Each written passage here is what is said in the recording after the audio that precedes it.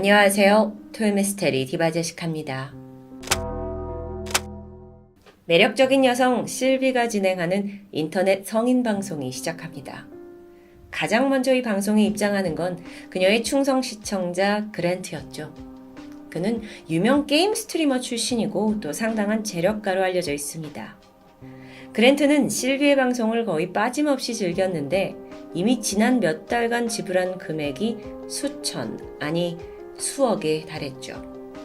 실비는 오늘 방송 또한 그랜트에게 충실하기로 다짐합니다. 그리고 몇 달 후 그는 법정에 서게 됩니다. 살해 혐의를 받고 있던 그랜트, 그는 절대 자신이 저지른 일이 아니라고 하는데요. 글쎄요, 판사와 배심원 그리고 그의 형도 그렇게 생각할까요? 미국 플로리다주에 살고 있던 화목한 가족, 약사였던 아버지 체드, 어머니 마그렛, 그리고 이들의 자녀 제이슨, 코디, 막내 그랜트까지. 어릴 때부터 형제들은 우애가 깊었고요. 이 부부도 늘 주변에 친절을 베푸는 사람들이었습니다. 시간이 지나 꼬꼬마였던 아이들이 무럭무럭 성장했고 장남 제이슨이 어느덧 집을 떠나 기숙사 생활을 하게 됩니다. 이제 집에 남은 건 둘째 코디와 막내 그랜트였죠. 코디와 그랜트는 우애가 아주 깊은 형제이면서 동시에 친구 같은 관계였습니다. 2살 차이였던 이들은 같은 학교를 다녔고 고등학교 역도팀에서도 함께 활동했죠. 심지어 대학도 같은 곳으로 가면서 마취 전문 간호사라는 꿈을 꾸며 학업에 매진합니다.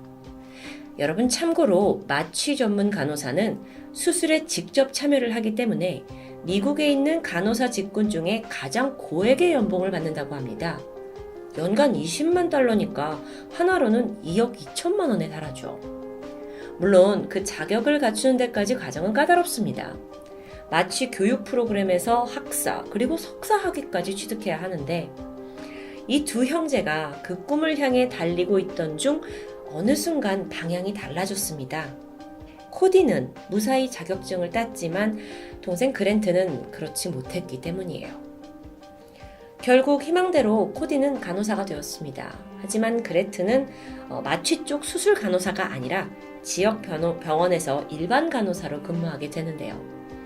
그러던 2018년 6월 21일 그랜트가 일하던 병원에서 진정제의 일종인 프로포폴 8병이 사라지는 일이 발생합니다. 당연히 병원은 발칵 뒤집혔죠.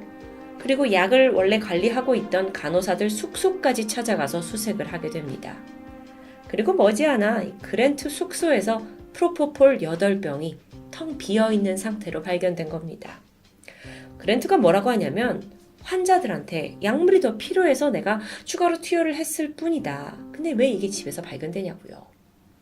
결국 절도 혐의를 피할 수 없었고요. 그는 병원에서 해고당하죠. 의료인이 약물을 빼돌렸다는 건 분명 치명적인 오점입니다.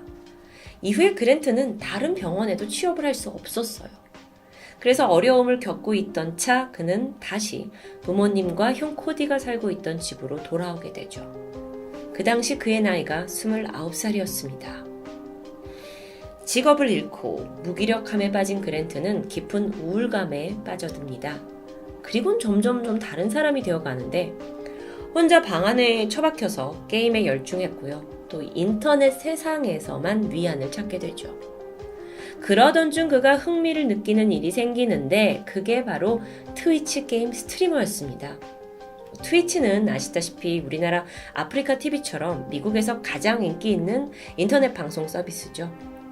그는 게임을 하는 스트리머, 그러니까 소위 우리말로 하면 BJ가 되어보기로 하고 제2의 삶을 꿈꾸게 됩니다. 이후에 그의 삶은 완전히 변해갑니다. 더욱더 방에만 틀어박혀서 밤낮이 바뀐 생활을 막 하다 보니까 몸과 체력이 고단하죠. 점점 잠도 잘 안 자고 또 끼니도 거르다 보니까 얼굴이 막 퀭해지고 체중도 줄어듭니다. 분명 신체적, 정신적으로 좀 문제가 있어 보이는데요. 반면에 그랜트는 인터넷 세상에서는 전혀 페인이 아니었습니다. 자신이 돈 많고 현재 BMW를 몰고 다니는 능력 있는 게이머로 포장하고 있었던 건데요. 그렇게 인터넷 자아에 만족하고 살던 어느 날 2019년 1월 25일 올랜도 지역 911에 신고 전화가 들어옵니다. 신고자는 인근의 의료센터 직원인데 동료가 연락이 안 된다라는 걱정이었어요. 신고자에 따르면 동료가 지난 5년간 단 한 번도 병원에 무단 결근한 적이 없는 사람입니다. 그런데 오늘 아침에 예정되어 있던 수술에 나타나지도 않았고 연락도 없는 게 영 이상하다는 거였죠. 경찰이 그의 이름을 묻자 그는 바로 그랜트의 형 코디였습니다. 오전 9시 17분 신고를 받은 경찰이 코디와 부모님이 살고 있는 집에 도착했죠. 몇 번이고 문을 두들겼는데 안에서 인기척이 없어요. 경찰관은 결국 강제로 문을 부수고 안으로 들어섭니다. 그리고 펼쳐진 장면은 얼굴이 피범벅이 된 채 간호복을 입고 쓰러진 코디였습니다. 이게 딱 한눈에도 너무 심각한 상황이었는데 보니까 눈 아래에 총을 맞은 상황입니다. 하지만 비극이 여기서 끝나지 않았죠. 집안을 수색하던 경찰은 추가로 두 구의 시신을 더 발견합니다. 아버지 체드, 엄마 마그렛이었어요. 이 모두 총을 맞고 사망해 있습니다. 그리고 범행에 사용된 총기는 쓰러져 있는 코디 옆에서 발견이 되었어요. 이 총의 소유자도 코디였고 총알 역시 그가 직접 구매한 것이었죠. 그렇다면 여러분, 정황상 코디가 부모님을 살해하고 자살을 한 것처럼 보일 수 있죠. 부검을 해보니까 이 사건은 전날 밤인 10시에서 당일 아침 7시 사이에 벌어진 것으로 추정됩니다. 그런데 이 집에 한 사람이 더 거주하고 있던 거 기억하시죠? 경찰은 즉각 그랜트를 찾아 나섰습니다. 그는 사건 당시에 자기는 집에 아예 있지도 않았다라고 진술해요. 회사 인터뷰가 있어서 전날 이미 집을 떠나서 다른 지역에 머물다 왔다고 하죠. 경찰서로 온 이후에도 그는 굉장히 차분했습니다. 그러면서 아버지가 평소 가족들에게 폭력을 휘둘렀는데 형인 코디가 아버지에게 불만이 많았던 차 다툼도 많이 했는데 그러다 결국 형이 부모님을 살해하고 자살을 한 것 같다라는 스토리를 내뱉습니다. 근데 여러분, 이건 사실 경찰이 묻기도 전이었어요. 당신네 가족의 관계가 어떻습니까? 라고 질문을 하기도 전에 이런 말을 하는 겁니다. 마치 준비된 듯 보였죠. 이 대화는 3시간가량 진행됩니다. 그래서 경찰이 즉각 이 좀 뭔가 이상한데 낌새를 눈치챘죠. 그리고 나서 그랜트 당사자의 기록들을 살펴보게 되는데 보니까 정작 이 집안에서 가장 골칫거리였던 건 그랜트였습니다. 그랜트가 반년 전에 프로포폴 훔친 사건 외에도 사실 여러 가지 크고 작은 사건들이 있었던 겁니다. 그 시작은 그랜트가 인터넷으로 성인 전용 방송을 보면서부터였죠.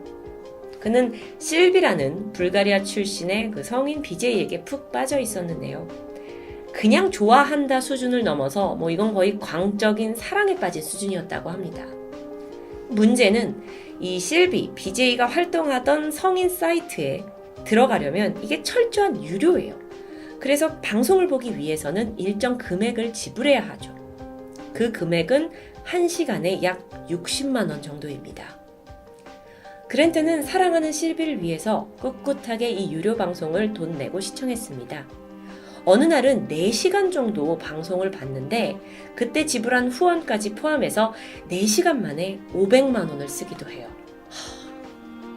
이렇게 이성을 잃고 돈을 쓰던 그랜트는 머지않아서 빈털터리가 되죠. 그녀를 너무 보고 싶은데 돈이 없습니다. 하지만 멈추지 않았고 멈추고 싶지도 않았죠. 그는 여태까지 많은 후원을 보냈고 또 성인 용품들도 막 직접 선물로 주면서 사실 그녀와 강한 유대감을 느끼고 있었다고 합니다. 실비 또한 자신의 방송의 VIP인 그랜트의 존재감을 방송에서 확실히 띄워주면서 그랜트는 강한 만족감과 어떤 우월감에 도취되는데요. 그건 자신의 어떤 실패자와도 같은 현실에서는 꿈도 못 꿀 중독과도 같은 기분이었죠. 결국 그는 BJ 실비에게 계속 인정받기 위해 가족들의 지갑에까지 손을 대기 시작합니다. 처음엔 현금 몇 푼이었어요. 하지만 시간이 갈수록 수법이 대범해지죠. 아버지와 형 코디의 신용카드를 훔쳐서 그걸로 성인 방송에 써버립니다. 하지만 처음엔 가족들이 이 사실을 눈치채지 못했고요. 3개월이 지나서야 도난 사실을 알게 되는데요. 그때는 이미 2억이나 되는 돈이 사라진 후였죠. 분노한 아버지와 형은 도대체 너 돈을 어디에 쓴 거냐라고 추궁했는데 이때 막내 그랜트는 내가 그 게임 방송 하지 않냐. 그거 홍보를 위해 좀 쓴 거다 라고 둘러댔습니다. 아니, 돈이 이렇게 허무하게 쓰였는데도 불구하고 가족들은 그래도 직업을 찾으려 한다라는 그랜트를 여전히 지지해줬습니다. 심지어 아버지 명의를 도용해서 신용 대출까지 받았는데도 가족들은 묵묵히 그 빚을 갚아줬죠. 형 코디도 천사표입니다. 동생이 맨날 집에만 틀어박혀서 폐인이 돼가니까 이 동생을 위해 1,000만 원을 들여서 함께 일본으로 가족여행을 떠나기도 했어요. 근데 문제는 이런 가족의 응원과 지지에도 불구하고 그랜트가 철이 안 든다는 겁니다. 가족들은 점점 지쳐갔고 특히 아버지와 그랜트 사이에서는 잦은 다툼이 이뤄지게 되는데요. 그러던 어느 날 그랜트가 갑자기 나 모든 게 다 지겨워요 라는 문자만 남기고 자취를 감춰버립니다. 그래서 가족이 너무 놀라서 실종신고까지 하게 되죠. 이후에 보니까 황당하게 그랜트는 이모네 집에 가 있었습니다. 근데 또 여기서 어이없는 사건이 발생하는데 이모는 갑자기 찾아온 조카를 영문도 모른 채 당연히 따뜻하게 받아줬죠. 그 사이에 이모의 신용카드를 훔쳐서 또 실비 방송에다가 붓는 겁니다. 단단히 정신이 나간 것 같아요. 결국 그 빚은 고스란히 가족의 몫이었고요. 이모에게까지 돈을 갚아줘야 했죠. 상황이 이렇다 보니까 이제는 이 막내 그랜트에 대한 결단을 내려야 할 타이밍이었습니다. 2018년 12월 22일 가족들은 막내 그랜트를 60일짜리 중독 재활센터에 보내기로 합니다. 이 프로그램마저도 돈이 드는 건데요. 가족은 아들을 위해서 선뜻 2천만 원을 지불했죠. 아니 근데 이 망나니 그랜트가 그마저도 제대로 채우지 못하고 14일 만에 집으로 돌아옵니다. 자, 이쯤 되면 정말 포기할 만도 한데 가족들은 포기하지 않았어요. 그래서 그랜트, 너를 우리가 집으로 들이는 대신에 몇 가지만 지켜달라고 했죠. 먼저 직장을 구해야 하고 또 밤에는 인터넷을 하지 말아야 하고 휴대폰 사용도 금지, 그리고 가족의 빚을 갚겠다고 약속, 그리고 한 가지 더, 정신과 치료를 받을 것을 당부했습니다. 만약 이걸 어길 경우 즉시 집에서 쫓아내겠다고 아버지가 힘들게 으름장을 놨죠. 그 사이에 가족들은 실비에게도 연락을 했습니다. 그래서 사실 당신의 그 VIP 시청자인 그랜트가 뭐 돈 많은 스트리머가 아니다. 제발 이제 이런 걸 좀 멈춰달라. 라는 것도 밝히게 되는데요. 정말 절박한 심정이었겠죠. 가족이 바라는 건 그저 그랜트가 정상적인 삶을 살기 원하는 겁니다. 하지만 그랜트는 끝내 그것마저 저버리고 말았습니다. 2019년 1월 24일 약속을 어기고 실비와 연락을 취했고요. 이 사실을 알게 된 아버지 체드, 아들에게 짐을 싸서 당장 나가라고 소리쳤죠. 그리고 다음 날 아버지와 어머니 그리고 형 코디까지 일가족 모두는 집안에서 싸늘한 시체로 발견됩니다. 이 모든 정황을 파악한 경찰은 그랜트가 살인범이라는 걸 직감합니다. 사실 정황 외에도 집을 떠나 있었다라는 그랜트의 알리바이가 굉장히 허술했고요. 또 코디가 얼굴에 그 입은 총상 역시 이게 꼭 자살일까? 자살과 좀 거리가 멀어 보였죠. 게다가 결정적으로 그랜트가 그 전날 머물렀다던 호텔 침구에서 화약 성분이 검출됩니다. 그러니까 총을 쐈을 때 묻은 것일 수도 있겠죠. 결국 경찰은 그랜트가 살인을 저질렀고 이후에 형 코디에게 덮어씌우기 위해서 현장을 조작했다라고 결론짓게 됩니다. 2019년 7월 재판이 진행됐죠. 그랜트 변호인은 이 그랜트가 직접 가족을 죽였다는 물리적 증거가 있느냐? 라면서 무죄를 주장합니다. 사실 사건 초반부터 코디가 부모님 죽이고 자살한 게 아니냐라고 추정이 되면서 증거가 이제 많이 없었던 터예요. 그래서 이 법적 공방이 굉장히 치열했죠. 그런데 여기서 한 가지, 이 모든 걸 지켜보고 있는 사람이 있습니다. 부모와 동생이 죽고 막내 동생이 범인이냐 아니냐를 밝혀야 하는 이 비극적인 상황을 대하고 있는 큰형. 어떤 마음이었을까요? 최종 재판에서 그랜트는 울음을 터뜨리면서 나는 가족을 죽이지 않았다 라고 호소했지만 여러 증거와 정황상 범인은 한 명이었습니다. 그리고 결국 3건의 살인 혐의가 인정되면서 그랜트에게는 가석방 없는 종신형이 선고되죠. 당시 유일하게 살아남은 큰형, 그는 아주 참담한 심정을 밝혔습니다. 우리 가족은 막내 동생을 어떻게든 용서와 사랑으로 품어주려 했다. 하지만 끝내 그 결과는 죽음이라는 비극으로 돌아왔다. 인터넷 성인 방송에 중독돼서 자신의 삶을 잃고 가족까지 살해해버린 그랜트, 이 한심한 인간.